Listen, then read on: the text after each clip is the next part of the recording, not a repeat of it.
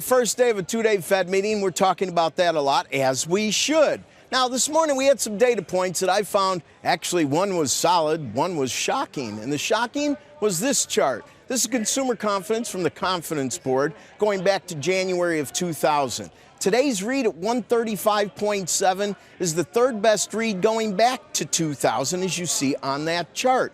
These are powerful. Now, whether it's ISM numbers, confidence numbers like Michigan or from the Conference Board, they're all very helpful. But traditional data, retail sales, GDP, even some of the lagging fundamentals like unemployment, to some extent initial jobless claims, they all figure in. But at the end of the day, it seems very difficult for me to think that we're still data dependent. As a matter of fact, if we are, one thing really jumps out at me, that the Fed's changing gears kind of like a day trader.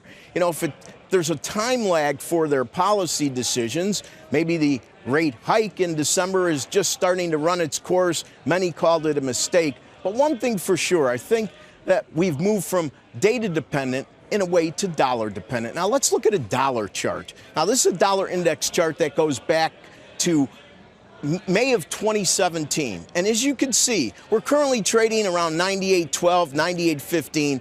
From April of this year, 98.20 is the highest closing price for the dollar index since May of 2017. And the reason I bring it up is quite simple.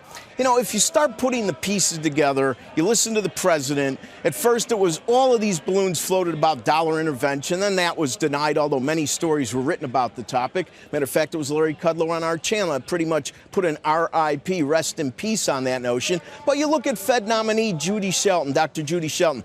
I love her firm, hard dollar policy. But in the end, it seems as though some issues she's brought up are now central. And one of those issues is you can't wait too long. We even heard Jay Powell bring this up with regard to trying to tackle whether it's prices or the embedded notion of policy, because they want that dollar to be a bit lower. They don't want advantage given to those central banks that are easing. But the problem is it really going to be one and done? Everybody knows my preference is none and done. And think about, if you lower rates, it just makes signing the budget and all the broken signals that much easier with low interest rates. Or is it going to be string theory where we start a long line of easing? Will there ever be any takebacks where they'll lower rates and raise it at some point in the future? I don't know the answer to these, but one thing I do know, at the end of the day, the dollar is much stronger than the Fed wants, and that's what an action already built into the cake.